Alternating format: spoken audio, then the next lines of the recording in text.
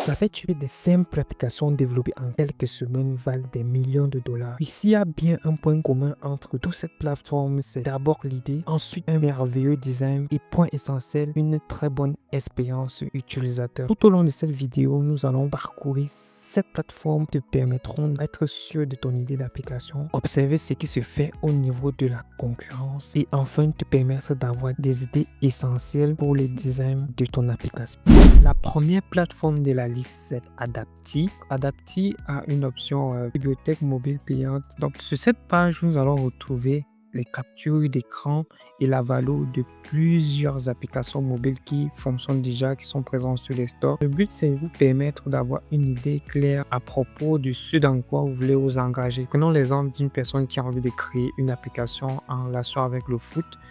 Là, vous voulez savoir déjà la valeur que peut avoir ce type d'application sur le marché. Si on tape ici foot, vous allez voir là, sur l'onglet foot, il y a plusieurs applications qui sont en rapport avec le football. Et là, par exemple, il y a des applications avec supérieures à 1000 € par mois. Dans les applications à 9000 € par mois. Plusieurs applications sont déjà disponibles. Et grâce à ça, déjà, vous pouvez avoir une idée claire de ce dans quoi vous voulez vous lancer. Admettons que vous voulez mettre en place ce type d'application, mineur de jeu. Si on entre dans mineur de jeu qui fait 20 000 € par mois, vous allez vous rendre compte qu'ici, il y a toutes les informations par rapport à mineur de jeu. Son plan d'abonnement, donc voilà, ça fait plus de 20 000 € par mois. Donc là, il y a tout ce qui a un rapport avec les achats intégrés dans mineur de jeu de Flag. Donc ici, il y a toutes les informations par rapport à cette application. Si on déroule un peu plus bas, il y en a tellement. Catégorie, évaluation de l'application, les promoteurs, des commentaires. Déjà, vous pouvez vous servir par exemple des commentaires de cette application pour voir quelles sont ses limites. Et c'est basé de ces commentaires-là, c'est basé des vrais retours clients pour vous lancer. Je trouve que c'est vraiment un game changer. C'est une idée assez dingue de pouvoir disposer de ce type de plateforme. Vous pouvez venir là, vous avez par exemple envie de créer une application sur les news par rapport au sport, par rapport au football. Vous pouvez venir là, vous regardez, ok, qu'est-ce que cette application fait? Déjà son application qui est là depuis 2012 par exemple, ça veut dire qu'elle doit être vieillissante. C'est le premier point. En 2012, l'IA n'était pas en vogue. Cette application cartonne aux États-Unis, au Canada et en Chine. Cette application est entièrement en français, donc ça peut vous mener, vous orienter dans le sens de vers où vous pouvez clairement vous positionner. Par exemple, là, c'est en français, en anglais, vous pouvez faire un truc en français. Et déjà savoir comment vous pouvez rajouter les achats intégrés et le système de monétisation dans votre application. Ce qui est vraiment un gros avantage. Donc, il y a sport, il y a plusieurs rubriques. Il y a sport, divertissement. Tous les géants sont là. Vous pouvez filtrer ici ou bien dans catégorie. Donc, livres. Si on vient par exemple dans livres, vous allez voir, il y a plusieurs applications. Et vous pouvez venir ici, vous trier. Livres, entreprise, éducation par exemple. Si on entre dans l'éducation, assez intéressant et c'est vivement conseillé de commencer par parcourir ce type de plateforme pour être sûr de l'orientation que vous devez prendre vis-à-vis de votre idée, pour être sûr déjà que ce que vous voulez créer est un sens et de vous en inspirer pour aller beaucoup plus loin, pour être beaucoup plus motivé dans la création de vos applications. La deuxième plateforme de la liste, c'est App Alchemy. Donc, c'est une plateforme qui vous permet de créer le design de vos applications en seulement quelques secondes. Donc, en gros, tu mets le prompt ici, tu valides et le résultat, ce sont des applications comme ceci où tu peux avoir le design détaillé et animé de tous les composants de ton application. Je trouve que c'est vraiment un très good game changer qui sont de vous faciliter sur la partie design et expérience utilisateur de toutes vos applications. Donc, si on fait un petit exemple, on va prendre une interface, par exemple celle-ci, ça charge. Ok, vous voyez, le design vient déjà animé. Je trouve que c'est vraiment un game changer et ça peut vous permettre déjà d'avoir une claire orientation sur comment vous pouvez organiser l'expérience utilisateur de votre application et tout ce qui va avec. Donc, la plateforme s'appelle App Alchemy et c'est vraiment à, à tester. Donc, si vous avez du temps, vous pouvez tester. Je mettrai le lien de la plateforme dans la description. La troisième plateforme de la liste n'est nulle autre que Figma, mais Figma Community. Donc, vous allez taper Figma Community et non Figma. Parce que là, on a affaire à un espace où les membres de la communauté, les designers, donc ceux qui utilisent Figma, peuvent venir exposer au grand public leurs créations. Pour certains, sont payants, mais pour d'autres, c'est entièrement gratuit. Donc, lorsque j'ai envie de m'inspirer, je n'ai qu'à taper le mot-clé par rapport à l'application que j'ai envie de créer. Si mais par exemple ici, encore foot, parce que j'aime prendre l'exemple sur foot, vous allez voir là, vous allez avoir plusieurs maquettes. Certains sont gratuits, d'autres payants. Vous allez voir ici, c'est gratuit. Et en rapport avec le football, vraiment, c'est de très très bonne qualité. Et vous voyez seulement au niveau du nombre de téléchargements, vous voyez que c'est pas de la merde, c'est pas de n'importe quoi. Ces applications peuvent clairement vous permettre de gagner énormément de temps dans la création de vos applications. Et c'est vraiment à parcourir si tu n'utilises pas déjà. Je te conseille de commencer à utiliser. Si on prend par exemple là, vous pouvez être surpris de ce que vous pouvez obtenir comme résultat. Là, par exemple, voilà une application complète et gratuite. Mais quand vous ouvrez l'application dans votre Figma, je ne suis pas connecté. Et là, on va vous donner, donc si on zoome là, vous allez voir, je l'agrandis comme ça. Je peux parcourir, je peux zoomer encore un peu plus. Vous voyez, la maquette est disponible. Si je mets mon compte, je vais pouvoir télécharger la maquette insérément. C'est de très bonne qualité. Si vous n'utilisez pas déjà Figma Community, je vous conseille, je vous recommande et ça va vous permettre de gagner énormément du temps. Voir seulement le nombre de téléchargements. Vous allez voir en compte que c'est vraiment pas de la merde. C'est vraiment pas de n'importe quoi. La quatrième plateforme de la liste, c'est l'un de mes coups de cœur, c'est Pinterest.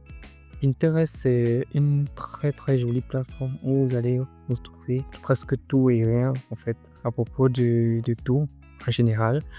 Donc que ce soit du mobile, du web, il y a des informations sur tout, donc des visuels en grande partie sur tout ce qui concerne les applications. On est dans le thème application mobile.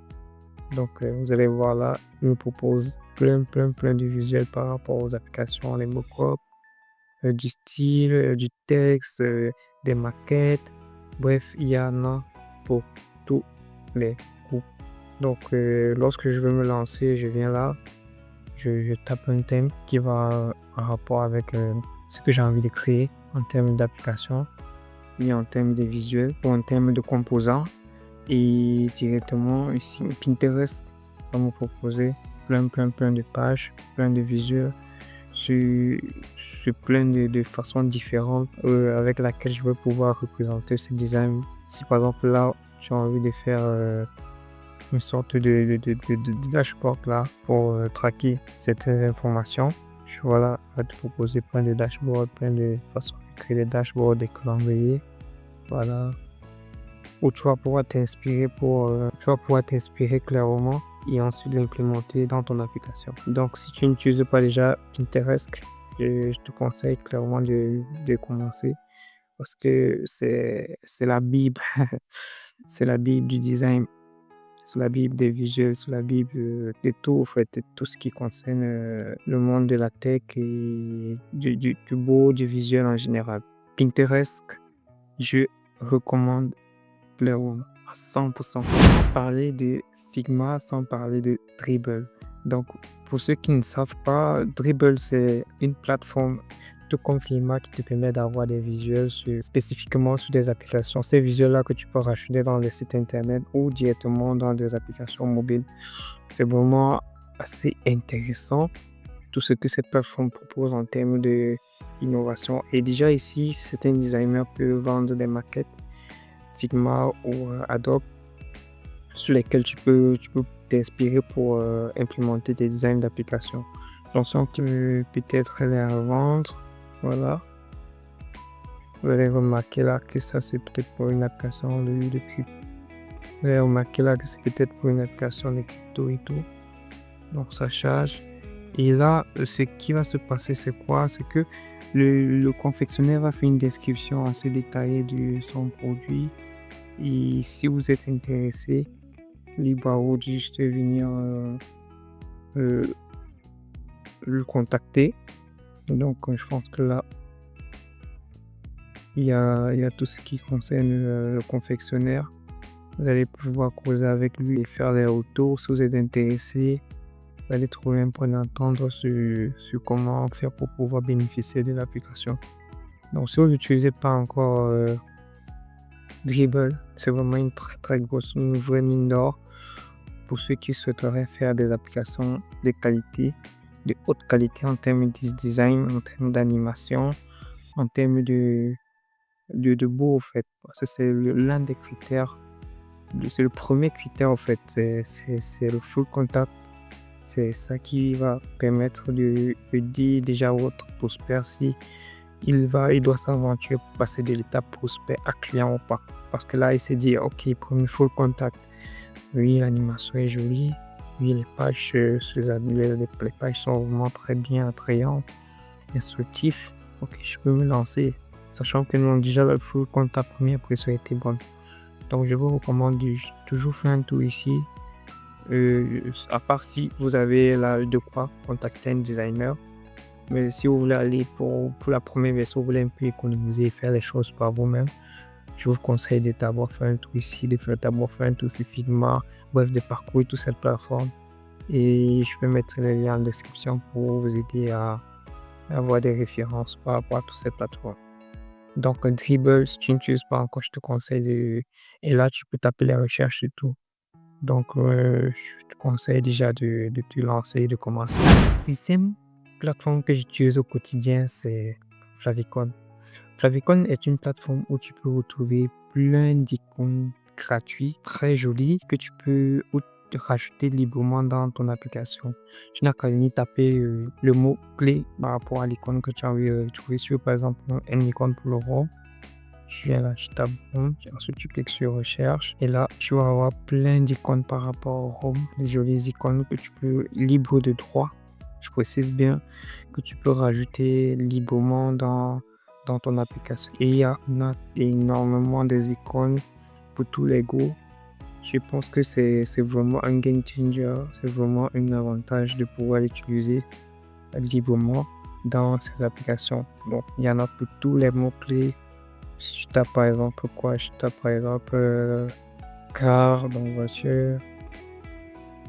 Je tape par exemple Dakar, multimédia, c'est pas n'importe quoi, tu vois. Il y en a pour tout et n'importe quoi en matière d'icônes. On n'a qu'à faire la bonne recherche, le bon mot-clé, le bon tag et le résultat sera impressionnant encore.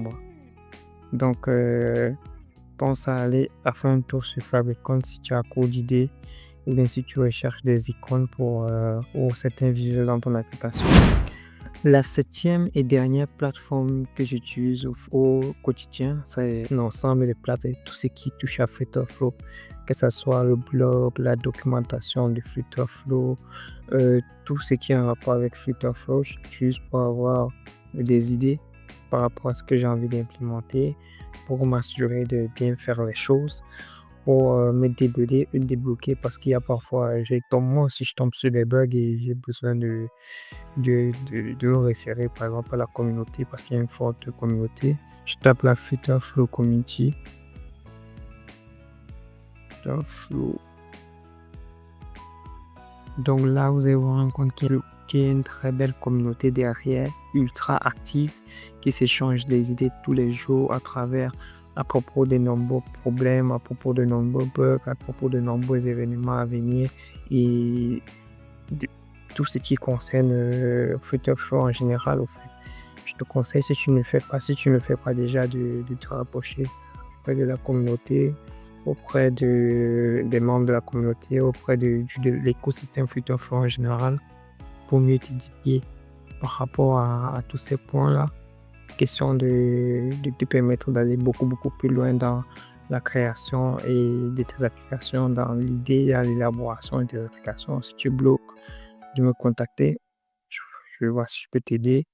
Et puis, si tu pardonnes, n'oublie surtout pas de t'abonner, d'activer sur la cloche de notification, de partager la vidéo avec un proche, avec des amis. Si cela t'intéresse, ça vous permettra de m'encourager et aussi de me motiver à avancer dans la création de contenu. C'était Brandon. Ciao.